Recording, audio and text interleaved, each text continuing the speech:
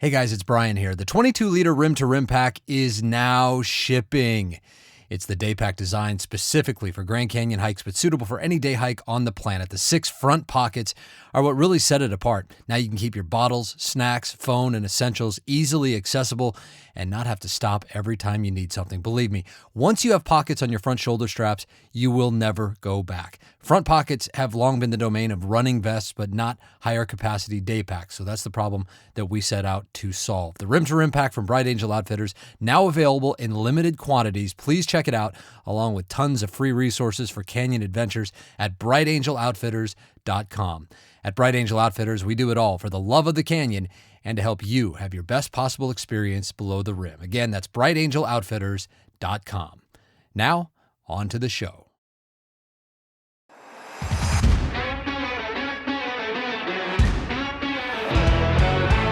Hey there, everybody. My name is Brian Special, and this is the Grand Canyon Hiker Dude Show presented by Bright Angel Outfitters. How not to die in Grand Canyon. Something we should all obviously be striving for, but even for the most prepared of us, the Grand Canyon can sometimes strike in the most brutal and unexpected of ways. Today, an in-depth conversation with the Canyon Doc, Dr. Tom Myers, who is the medical director for Grand Canyon National Park and the co-author of books including the famous Over the Edge, Death in Grand Canyon, which is widely available online and in gift shops around the park. While that title may sound a bit depressing, I can tell you that after reading it, that it is a compelling, brilliantly written page-turner that isn't so much about death as it is about survival and learning through others' misfortunes how to make sure you don't repeat the same mistakes. So I'd call it a survival guide more than anything else, and go as far to say that it should probably be required reading for anyone venturing below the rim. A deep dive into Over the Edge is for another day. This time, we'll get to know Dr. Myers and the project spawned from Over the Edge called How Not to Die in Grand Canyon. Tom Myers' obsession with the Grand Canyon might have never even happened had it not been for some dark times in his childhood. My parents went through a painful divorce, and my mother moved us to northern Arizona to Flagstaff when I was a kid. And the Grand Canyon, being like 80 miles away, it was iconic, cheap, and affordable for a single mom of 9 kids. And that's where that's when I was introduced as a kid at 10 years old. And I'm not going to say it was love at first sight. It was more, being startled and fascinated at first sight. I really didn't get sort of hooked on the canyon until my late teens. I just decided that's the place I wanted to expend free time exploring and hiking. He did that through high school in Flagstaff. But when it came time to figure out how he'd make a living, his mom had the most influence. I adore my mom. She's still alive. She's 91, and she was a single mom of 9 of us and very devout Irish Catholic. And she's like, I have 7 boys. One of you better be a doctor. One of you better be a priest. God dang it. And I'm like, well, I don't want to be a priest. I want a girl someday. So that's out for me. Let Dave or Terry or Jim or John or Joe or Jerry take that job. I'll do the doctor thing. So that's what Tom set out to do. After undergraduate work at Northern Arizona University and medical school at the University of Arizona, Tom figured he'd return home to practice in Flagstaff, and he got close, taking a job just a half-hour west in Williams. But not long after, he got an almost serendipitous call from a place he was fairly familiar with. I get a phone call out of the blue from a doctor at Grand Canyon Clinic. He said, hey, you want to come work at Grand Canyon Clinic? I'm like, whoa, there's a clinic at Grand Canyon? I had no idea. All those years I was hiking, like a decade of dedicated hiking of the trails, I never had any reason to go to Grand Canyon Clinic, so I didn't know a clinic existed. That was in 1990. 34 years later, Dr. Myers is now, undisputedly, the Canyon Doc. I fell in love with that, and I fell in love with a lot of the patients too, because the people who come to Grand Canyon, by and large, even if they're working on the rim, they don't want to be sick or hurt. The tourists that come, they want to enjoy the place. They don't want to be sick or hurt, so they're motivated for their own care. So it's been easy to stick around there because it's a great patient population. Most of them are incredibly grateful and kind, and they're easy to care for. I just love the patients up there. They're a lot of fun. It's still fun after all these years. The young doctor and his wife, Becky, would soon start a family. Daughters Brittany and Alexandra came first, and then a boy, Weston, who would go on to hike the canyon's entire length, some 600 miles, alongside his dad. When Wes got old enough, 13, I said, hey, you want to come walk the length with me? And he's like, okay. And so we would have to fit it in while he did schooling. So we did it over 17 segments over 6.5 years. And we had some of our own adventures. We had adventures for sure, and then some misadventures, some close calls. And but it was fun. It was actually one of the highlights of my whole life, spending it down there with him. Today, it's Wes, now 28, who's obsessed, and dragging his old man along on off-trail canyon adventures. I get to see places that are really remote and, the most spectacular natural features I've ever seen in a wild place. I've seen in Grand Canyon some really remote areas, and I would have never saw them. I had my son that inspired me to do some things that are a little more hanging it out there. Along the way, Tom found another way to put it all out there, as he became an accomplished author, co-writing Fateful Journey about Colorado River mishaps with Chris Becker and Larry Stevens, Grand Obsession with co-author Elias Butler, which tells the life story of the iconic Harvey Butcher, who hiked over 12,000 mostly off-trail miles in the canyon over 40-plus years, and the book he's most known for, Over the Edge, Death in Grand Canyon, which he wrote alongside his friend Michael Ghiglieri. Now, it's the subject of our conversation today, How Not to Die in Grand Canyon, a short but information-packed guide he wrote for the Grand Canyon Conservancy. The idea came from the book, Over the Edge, Death in Grand Canyon, and also a big part of it was from being a physician at the canyon. One thing I've learned over the years is that most people, by the time they get to Grand Canyon for their hike or their river trip, they're so focused on what they want to do, their goal to hike to Phantom or rim to rim, or or elsewhere, or get downriver, that they're not going to pay attention to signs that warn about natural hazards. They're certainly not going to read. They don't have time to read like Over the Edge, and so the blow-by signage that warns about heat illness and things as they're heading down South Kaibab or Bright Angel. And I thought it would be nice to have something, a quick summary that somebody could get, maybe even days or a few weeks before they went to the Grand Canyon, and they could look at what the natural hazards are, what can be done to mitigate the hazards or to avoid them entirely, and then some quick strategies about treating some of the common problems down there. So I thought it would be a good way to just make it readily available and not be maybe as intimidating as a big fat book like Over the Edge, Death in Grand Canyon, which I think a lot of people go, that's morbid, I don't want to read it. The other motivation was I do a lot of teaching for preventive search and rescue with the Park Service program, the PSAR program. I don't know if you're aware of that, but I approached Grand Canyon Conservancy, which is a great organization, about a collaboration on this project. And I said I would come up with this pamphlet and then donate my time and any proceeds that you would pay me to go to the preventive search and rescue. So my goal is just to save lives and misery for people who come to visit Grand Canyon. They have a great experience and they live to tell about it. They walk away in one piece and happy. So if people do buy it, they could look at it quick, and I thought they could just throw it in their pack even and take it with them. I was going to ask you, because it's basically like a pamphlet, and it lists all the some common causes, common issues that people can run into. But there are also a lot of how to apply a tourniquet, or how to do CPR, what to do if there are bone breaks or anything like that.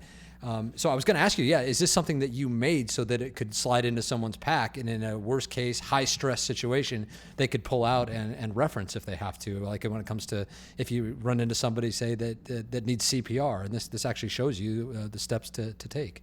Yeah, exactly. I wanted to dumb it down Don't make it intimidating. Make it quick and easy, like CPR. Hey, on somebody's unresponsive, call 911. They're not responding, push hard, push fast, do chest compressions. You don't even have to do rescue breathing. That's simple. I wanted it just, yes, so you can have it. And I wanted people to put it in their pack, or at least maybe somebody, the group leader, we have it. Even if they take it with them and they start looking at the hazards when they're down there, say day one, it's like, all right, maybe we can go down this list and hopefully make sure that none of this happens to us, that try to avoid or do things to keep from getting heat illness, that we could do it even en route or during the trip. That was my goal. Because, Over the Edge, the book is so big and fat, right? You're not going to bring that. Maybe on a river trip, but you're not going to have time to read it and get the lessons from there then. This one, the lessons are really right at your fingertips, in my opinion. Yeah. Yeah. I think this is something that everyone should throw into their pack, and it should be almost required to take down because. Thank you. I that's what I always thought. I thought it would be more readily embraced by commercial river companies, for example, or some of the hiking, the guided hiking companies, that they could just hand this out. But I think there's a thing a certain mindset, Brian, with a lot of commercial visitors, especially on guided trips, that things like hazards or ways to die, they're touched on, but then they're skipped by because they don't want to scare people to death. You don't want them to die, but you don't want to scare them to death either. It's like, and I think my experience is like, all right, you read Over the Edge, it's like, there's a whole lot of horrible stories. You get done, you sort of take it in, you think about the life-saving lessons, and then you're less intimidated. You feel empowered because you know how to deal with the hazards, right? So let's go down the list of what you have in here. There are 12 causes that you list as what can kill you at Grand Canyon. You do it in order of likelihood. So let's touch on some of the less common ones first, and then we'll spend a little bit more time on the more common causes that I think people really need to be educated about before they go into the canyon. But the less common causes, first at number 12, man, it's almost like a top 10, top 12 list that we're going to do here, Tom. Number 12, we have rattlesnake bites and scorpion stings. What say you, Tom? Well, I will tell you that rattlesnakes and scorpions, they don't want to waste their venom on something that they can't kill and eat, so they don't want to waste it on you. The vast majority of rattlesnake bites happen on the hand because people are moving them. Scorpion stings, for an average size healthy adult, you're going to be fine. They're not something that's going to kill you, so don't fret about them. People fret way more about the rattlesnakes and scorps than they do heat, for example, and they shouldn't. Just leave them be, and they'll leave you alone generally. Yeah, and as far as I know, 0 known deaths in canyon history, as far as we know, from rattlesnake bites or scorpion stings. That's true. If you could read the ancient petroglyphs or pictographs from the earliest inhabitants of Grand Canyon, maybe there was an infant. Probably was. That might have died from a scorpion sting or rattlesnake bites. But you can't tell that from the glyphs. But the one rattlesnake story that's kind of funny was in 1934. We found this in an old newspaper article. A prospector had a rattlesnake lunge at him. It didn't actually bite him, but he was so scared he reportedly keeled over backwards and died from a heart attack. So indirectly he died from a rattlesnake, but not from a rattlesnake bite. But if you get bit by a rattlesnake, don't wait to see if it's a dry bite. Just get out and get yourself access to antivenom if you can. That's what I would do. Times tissue. You don't want to mess around with it. You got bit, just get out and be ready to get that, because that venom is nasty stuff and it will destroy tissue and it could kill you. Okay. Number 11, sacred datura poisoning. Now, I have no idea what that is. Can you explain that? Sacred datura poisoning. Yeah, so the datura plant, it's this big trumpet-like flower. It's has these seeds in there they're neurotoxic. They have a seed pod that hangs off one of the vines, and then there are these little seeds that, again, they're neurotoxic. And if you ingest them, and it can cause hallucinations. It can cause problems with your heart and stuff. So with datura, you can appreciate. It's like appreciate it from afar. They're really beautiful. They flower. They have these beautiful trumpet-like flowers. You can stare at them and kind of appreciate They're great appearance, but don't handle them. Don't even rub your eyes if you touch them, because even that can cause eye dilation because of the neurotoxin in there. And it could theoretically kill you, and it has, but just leave the plant alone and you'll be fine. Okay, number 10, hantavirus. So hantavirus, hantavirus. We have a pretty big deer mouse population up there, and in the early 90s there was a big scare about this new virus that they discovered was related to the excreta of the deer mouse. And that year, 1993, there was a big explosion we had a big bumper crop of pinyon nuts, and the deer mice went nuts. And it was all in the four corners that there was this strange respiratory infection that was lethal, at least 50% fatal, causing severe pulmonary edema, fluid in the lungs, and respiratory failure. And it was related to this hantavirus, a pulmonary form of a hantavirus. It's in deer mice. So basically in Grand Canyon, you try to avoid middens where their mice live, a mouse midden, like under rocks, overhangs, old cabins, things like that. If you kick up the dust, and if there's excreta in there and you inhale it, you can get this virus, and it could kill you. So that's the biggest thing to try to avoid that one, is just don't mess with mice middens. And if a mouse runs over your head and pees in your face, well, you probably ought to get out and just make sure you have access to health care if you got exposed to hantavirus. Okay, number 9, we have water intoxication, otherwise known as hyponatremia. I don't want to get into that right now because I know how important that is to talk about, and we'll do that when we get into one of the more common causes up there. Number 8, this one's interesting, falling rocks and tree limbs, because, I don't know, you might think that this would be higher on the list. They happen quite often. I saw somebody at Grand Canyon Clinic who was hit by a rock. To be killed by one or a tree limb is pretty rare, even though people do get hit by smaller rocks. A lethal size one, fortunately it is rare. And it's sort of just smacks of an angry God that if you're in the wrong spot at the right time, that it hits you. It is what it is. The big thing about tree limbs is if you're under a big cottonwood, say, some side canyon or Grand Canyon, even at Phantom, and you see they try to limb those ones. So if you're more remote where they're not limbing them and you're under a big dead tree branch, it's like that's probably not the best place to set your camp up, especially if it's windy and stuff. So you can avoid those. Rock falls, if it's rainy and stuff, and and you're in an area that's maybe really loose and you already hear it coming down, it's probably better to just find shelter underneath a ledge until maybe it passes, because that would set you up for possibly getting hit by a rock. But those are very, very hard to, unpredictable, and and they happen, just so randomly. It's like very little you can do about it other than what I just said. Well, in your Over the Edge: Death in the Grand Canyon book, which is just magnificent, I do remember the story of a poor lady who was, I think, on Bright Angel, and she got hit by like a boulder directly in the head because a bunch of kids on the rim were doing things they shouldn't have done, correct? Right. That's another thing, whether it's other hikers above you, if you are hiking and say you're off trail, or even if you're in switchbacks, and you always make sure that you're reasonably close. You would call out rock if you do knock one loose, and to the people who are below you, that's really important. Getting hit by rocks from deer, a bighorn or a deer disrupting the rock.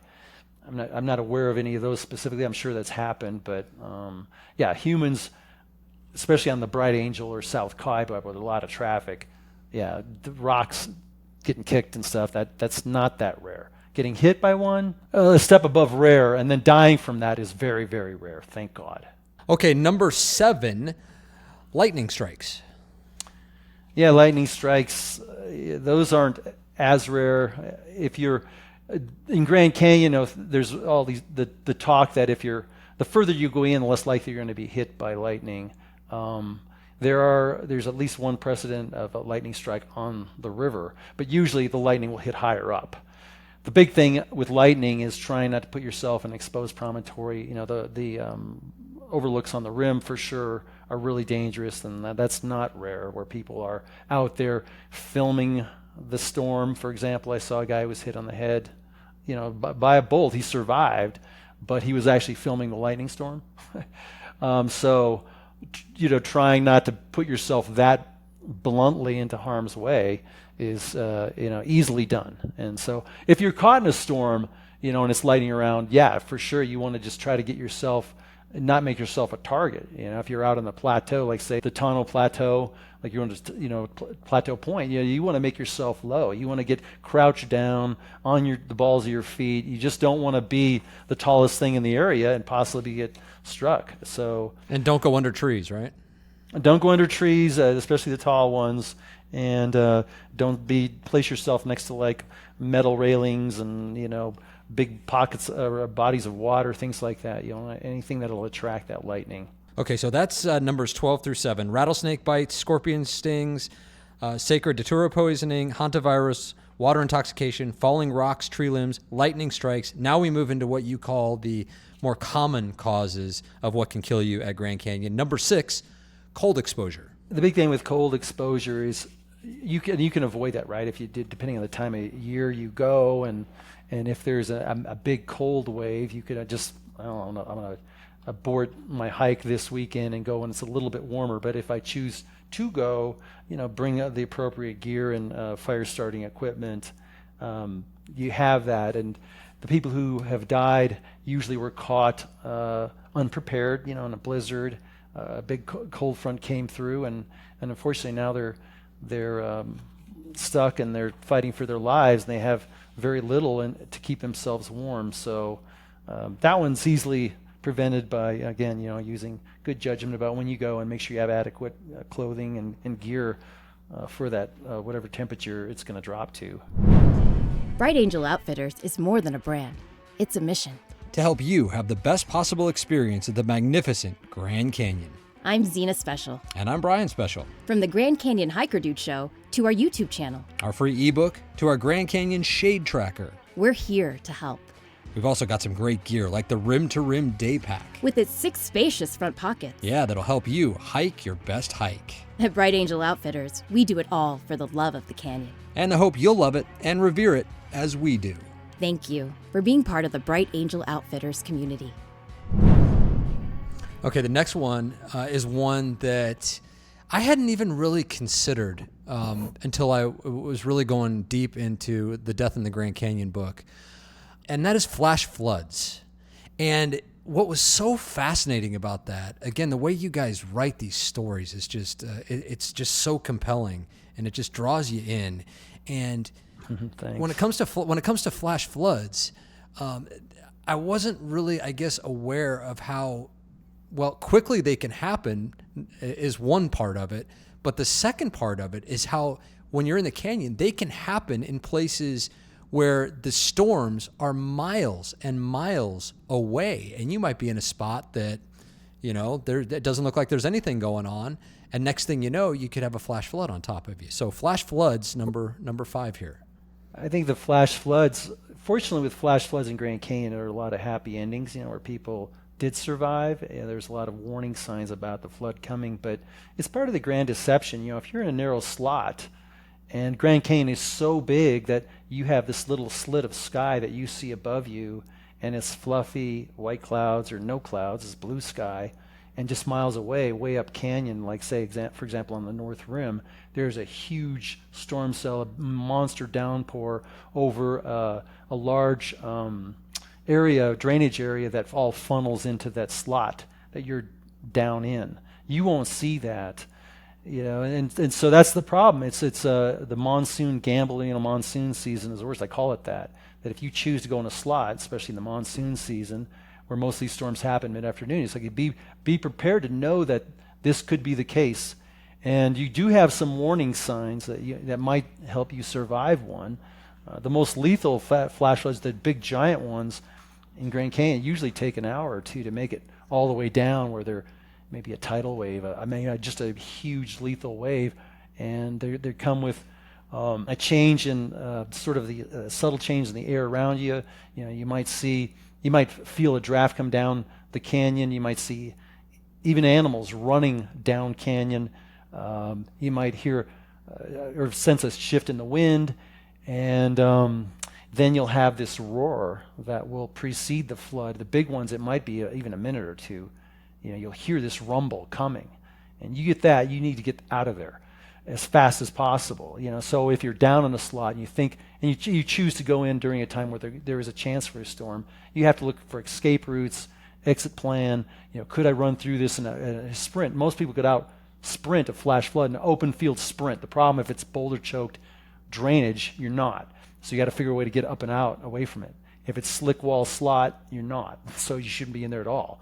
But flash floods, just don't go in a narrow slot, during monsoon season. That's the easiest way to do it. If you do choose to go in, then if you go in the morning before the afternoon monsoon, you have a better chance of not getting caught in one. But they can happen any time of the day. Yeah, and monsoon season in the canyon, just so everyone knows, is typically early July all the way through August, when you can get those late afternoon. Yeah, even September thunderstorms. Into September too. Something to keep an eye on. Okay, number 4. Now we move into the more hiking related common causes. Number 4, simple one: heart attack. Yeah. I always tell people, it's like, look, that's great if you want to, go on a road trip or hike Grand Canyon. It's like, but if you have risk factors for heart disease, we can talk about it, but you don't want the Bright Angel Trail or Crystal Rapid or Lava Falls, if you fall into the river, you don't want that to be your stress test to find out, I have underlying heart disease, and if you live to survive, like say you have a heart attack, you don't want to have heart damage. A lot of people who end up dying down there, many people have undiagnosed heart disease, but they have the risk factors. There's warning signs that people should pay attention to that put them at higher risk for a heart attack. And I say, well, if you have these risk factors, get a stress test. Get checked out by a cardiologist before you do the hike or go on the river. And those would be like somebody who's a smoker, who has diabetes or high cholesterol or a family history of premature heart disease, hypertension. You want to get checked out and know your heart is good under stress. And that way, if you have to swim a turbulent rapid, it's like, all right, I can do this, or I'm going to be really pushing it cardio-wise on my hike out, and my heart rate's going to be way up. You want to know your heart can tolerate that. So, get checked out before you go in if you have these risk factors, and and then train so that you're not going to be pushing it too hard on the old heart, for too long. Okay, number 3, and you might think that this just relates to river trips. It doesn't. This happens to hikers, as again you guys point out in your book over and over again, and that is drowning. Yeah, drowning is a huge cause of death for hikers, and part of the problem, and I've been there, and I'm sure you have too. You do this hike, especially if it's really hot, and the river's so enticing, but it's really cold, especially when Lake Powell is full pool. I mean, the was released from the bottom of the dam. It's like that water is 500 feet deep. It's like comes out. The temperature was 47 degrees, 48. Now it's a little warmer because Lake Powell's low, but still really cold. And if you were to jump in or fall in, there's a thing called cold shock. Cold shock is where you have a huge involuntary gas, and I'm sure you've probably experienced this. You put even a big toe in like ice cold water, you go like that, right? It's an involuntary gasp. And then the next thing is, if you were to have more immersion, you hyperventilate. So if you imagine, like, I fall into turbulent water, I choose to swim, and I start hyperventilating or have that gasp, and say if it's in a rapid, I fall out of a boat in a Hance Rapid, but I take that involuntary gasp and a wave hits me in the face, I may aspirate and drown. Or I hyperventilate, I can aspirate and drown. And the problem with cold shock too, it spikes your blood pressure, it can trigger heart arrhythmias if you got underlying heart disease. So the big thing with the drowning is, you want to make sure that, just like I mentioned with the heart thing, get your heart checked out, make sure it's not going to be at risk if you were to go accidental fall into the river, and then on a river trip, or if you're on shore on a river trip. And then for hikers, don't intentionally try to swim where there's current. There's too many people who've tried swimming, and they're good swimmers. Most people who drown swimming, like trying to swim across the river, they know they're good swimmers. That's why they want to try. It's like, I want to swim in a river, and I've heard that from people. The problem is that current is really strong, and it's very deceptive, and it'll funnel you into the main, into the main part of the river and downstream, and you might not be able to get out. And then, especially with the cold shock, it may only be minutes before your extremities get really cold. It's hard to self-rescue. The muscles get cold. You're still conscious, but you just can't move your arms and legs like you would normally. You just don't have the strength. And that's that cold water. So Drowning is a big deal in Grand Canyon. It seems ironic in a desert, but it happens all the time. And when you talk about cold shock, that happens. People who are older, like over 50, more susceptible to cold shock than younger folks are. Is that true? Yes. It's cold shock and flush. There's another term, flush water or flush drowning. They're really common, for young people, say kayakers on steep, rocky rivers. It's really common. Grand Canyon is not. It's not a really steep river. They call it pool drop. But Grand Canyon. Fortunately, most people can be hauled out before they would have that. If they got a good personal flotation device, a good life jacket, they can be hauled out long before they ever have, a true drowning from like hypothermia. Cold shock. We can hold our breath, right? Even if that involuntary gasp I mentioned is like you fall in, you're gonna right and hold your breath, but you can only hold your breath about 1/3 of normal in cold water. So. Try not to get yourself in a position where you need to self-rescue, or you're really struggling to get air in the Colorado is the main goal. And so that would be don't swim in anything don't go in waist deep without a life jacket where there's current. I wouldn't. I'd only swim in the calmest of eddies, and I've done that. I'm not going to be a hypocrite here, but it's just very calm, almost non-existent odds of me going out there because I'm very careful about that. And then if I do go in the river, I got a life jacket on and it's well fitting. It's not going to pull over my head. Like if I'm on a river trip, I'm going to make sure that thing fits well. It's fastened, before we go into lava falls. I think you guys said in the book, Tom, that from the Phantom Ranch area all the way down to Pipe Creek, which is where you get your first crack at the river when you come down Bright Angel Trail, that is the deadliest stretch of the entire Grand Canyon. Is that true? For the river, it is. Unfortunately, Pipe Creek being the worst, people come down, and that's a place where river trips exchange and stuff. And we had a tragic death there just a couple of years ago, where they actually had a heat incident, a hyponatremia thing. But gal was sitting on a rock. It was blazing hot, and she didn't have her life jacket on. She was part of this commercial river trip, joining the trip, and I believe her cup fell in, and she tried to reach for it, fell in, and got swept into Pipe Creek Rapid. But many hikers have gone down at Pipe Creek, and they're so hot, and they just want to cool off, and they get in, and they're swimming around, and they get funneled into that current. Before they know it, they're in the rocks, and then going out into the main current, and then drown.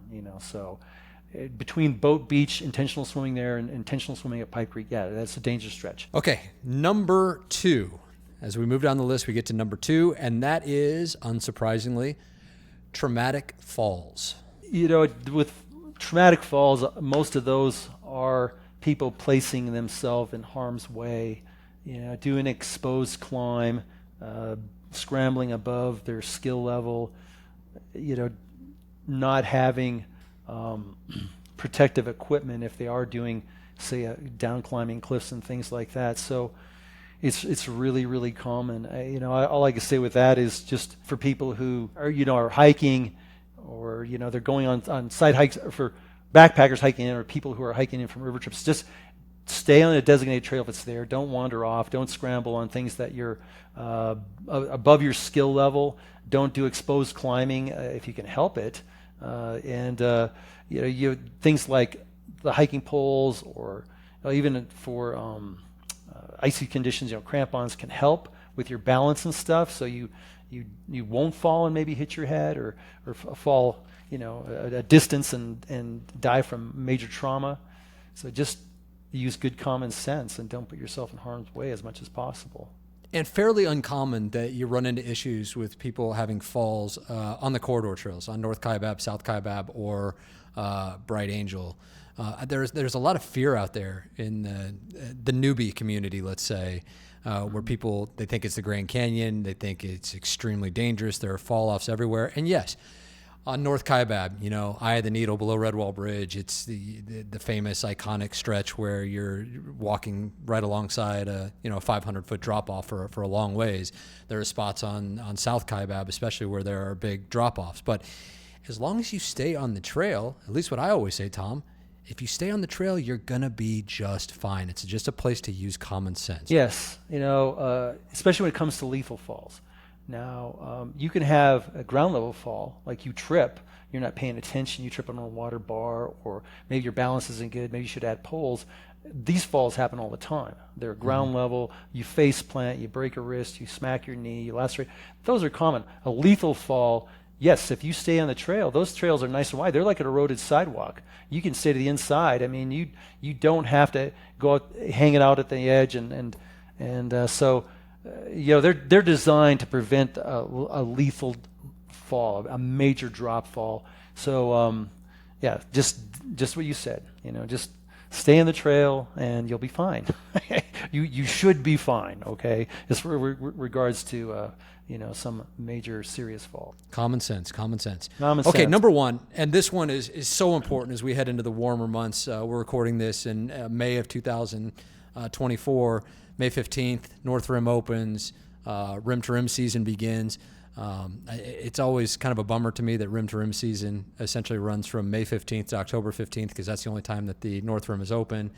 And I can make the argument that the entire rim to rim season is too hot. You can run into heat issues.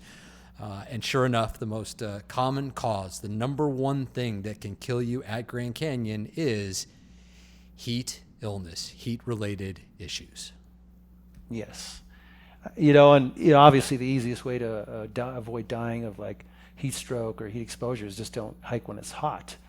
It's easier said than done, and most people it's part of the grand deception. They're blindsided by it because summer months it's still relatively cool on the rim, and they don't know that there could be a 60-degree differential going from say it was 55 degrees as a low on the rim, and it's going to be 115 down at the bottom of Phantom the same day, and you can get there walking. And so they're blindsided by that. And I tell you, for every person who's died from the heat, we've had hundreds of near misses. There's so many people that just barely lucked out that they were able to survive that. And so the big thing with the heat, I mean, there's a lot of things how you could break this down and how you can talk about ways to deal with it, especially if you do choose to do a rim to rim in the summer, which I'm not going to be a hypocrite. The first time I did one was in June, like 1986, rim to rim, and it was blazing hot. But I also knew ways to kind of keep myself cool. Even then I was like, okay, well, I got a creek right here. I'm going to get wet all the time. How do you recognize when someone's having heat issues? Well, how do you recognize it in yourself, and how do you recognize it in others?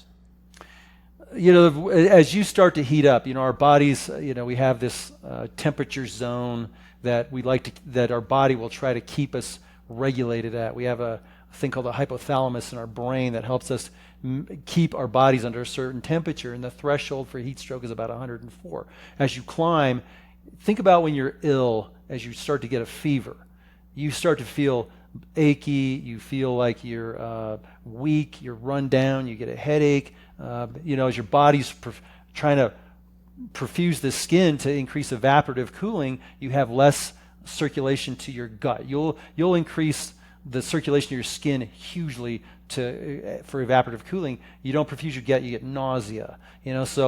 Nausea, headache, lightheadedness, irritability, feeling of weakness. All those things are part of early signs of heat exhaustion, dehydration. And then as the temperature climbs, there's a certain threshold, mostly is around 140 degrees Fahrenheit, 40 degrees Celsius, that's where you could have an alteration level of consciousness. And when you become altered, that's when you're considered heat stroke, and then it's a life-threatening emergency. So recognize those signs and symptoms early in yourself or the others around you. Especially a little cranky and they're sort of getting sluggish and they're complaining of these things. Like, think about heat illness. Like, stop, get in the shade, cool off, try to arrest it right then and there rather than keep pushing your luck and pushing fate, because it could end up really bad.